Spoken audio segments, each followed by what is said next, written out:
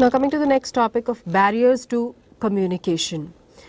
Now proper and effective communication is very essential for any manager to perform his function. Effective communication, when we say, it means that जो भी आप कहना चाह रहे हैं वो वैसे ही समझा जाए जैसे आप उसको समझाना चाहते हैं, right?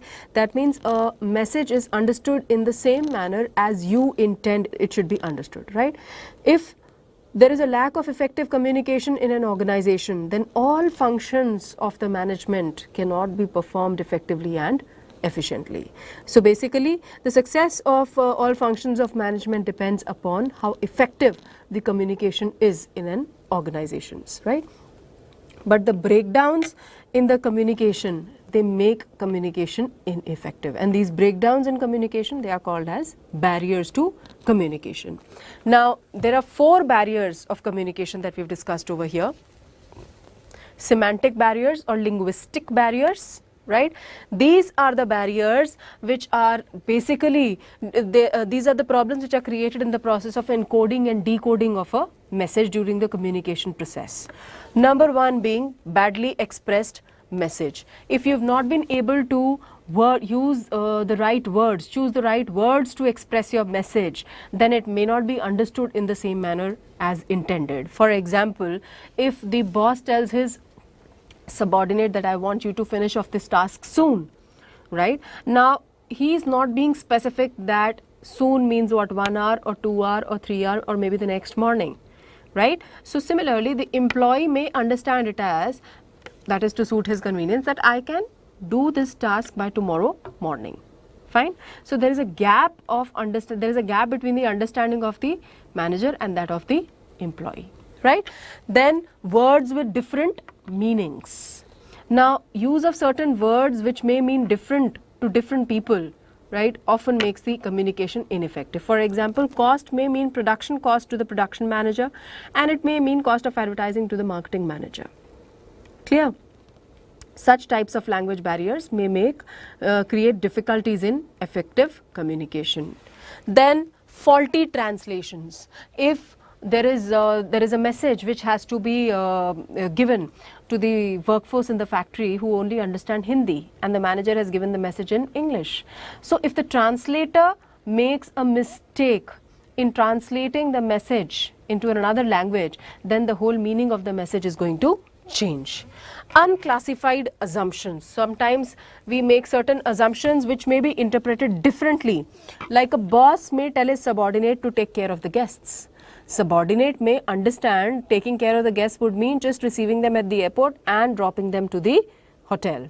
And whereas boss's understanding of taking care was receiving them at the airport, dropping them to the hotel, and taking them out for lunch, taking them out for sightseeing, and so on and so forth, right? So again there was a gap in understanding of the person who's sending the message, okay, and the receiver. Then comes technical jargon. Sometimes people use, managers, they may use such technical words. They may use such technical words which are beyond the understanding of the workforce. They are not able to understand these technical words which have been used, as a result of which they are not able to understand the message which is being communicated to them.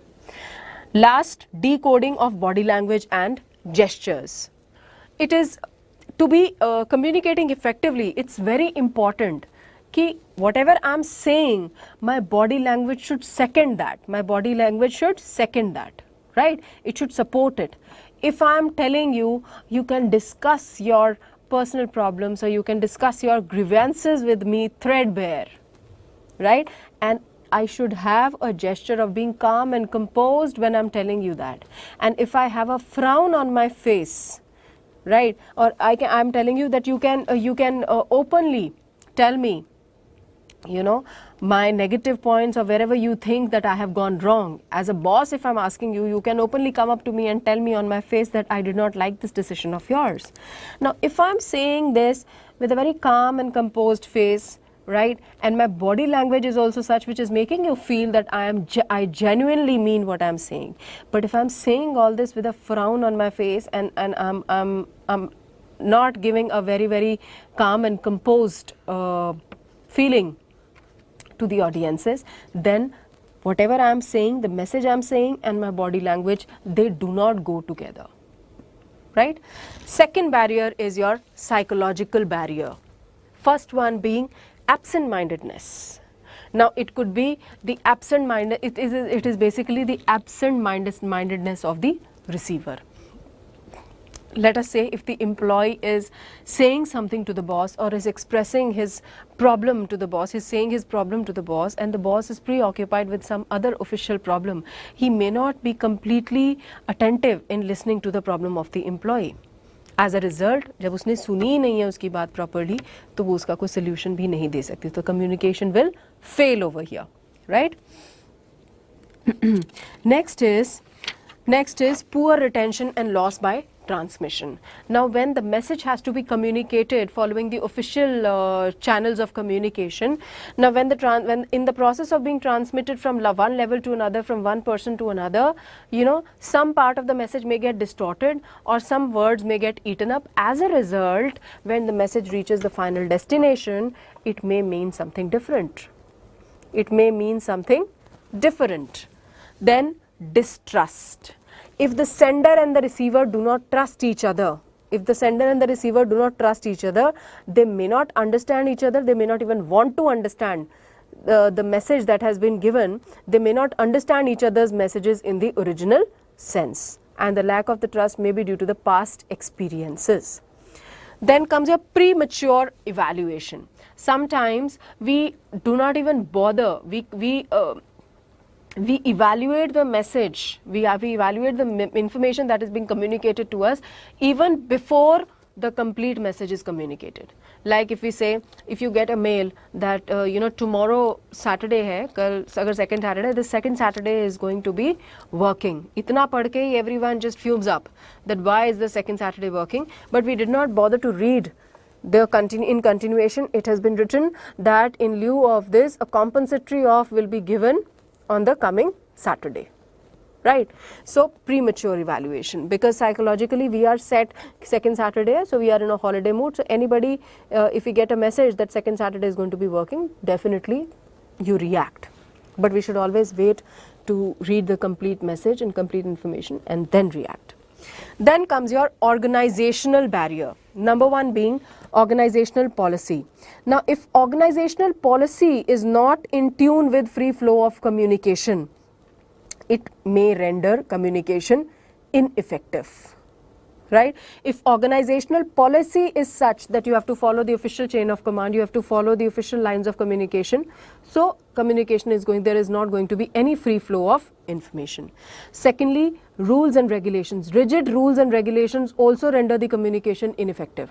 Agar kisi organization mein rule hai, people are not supposed to be talking to one another, they only have to talk to one another through the boss. So the communication will go ineffective. Status. Now, status of the superior, it creates a psychological distance between him, the superior and his subordinates. Sometimes, you know, subordinates, they may, just because he is the CEO of the company, it is because of his status, they may feel scared or they may not feel comfortable going up to the superior and discussing their problems threadbare, right? Then a complex organizational structure. If there are a large number of managerial levels, communication generally gets delayed, and there are number of filtering points at each, because there are number of filtering points at each level. Now, if there are too many levels in an organization, and if the top level management has some message to be given, some information to be communicated at the supervisory level of the management, too many levels in an organization, the message will take a very, very long time to reach the final destination. And secondly, हर एक level पे message filter होके आएगा, ठीक है, जो उनके मतलब की इंफॉर्मेशन थी उन्होंने अपने पास रख के then they will pass on the remaining message to the next level, right? Then organizational facilities. If facilities for the smooth and free flow of communication are not there, for example, you don't have any suggestion boxes, or you do not have facilities like frequent meetings and complaint box, etc., that encourage free flow of information, so that will also render your communication ineffective. Then last type of barriers, coming to personal barriers. Number 1 being fear of challenge to authority. If there is a communication that the superior has received and he thinks that if he communicates this entire message to the subordinates, that may pose a threat to his, that may challenge his authority. ठीक है, अगर ये communication आ जाती है, if you have any problem with your immediate boss, you are most welcome to come up to the CEO of the organization and discuss the problem. He may not pass on this entire message or may pass the message partly, because this may pose a challenge or a threat to his authority.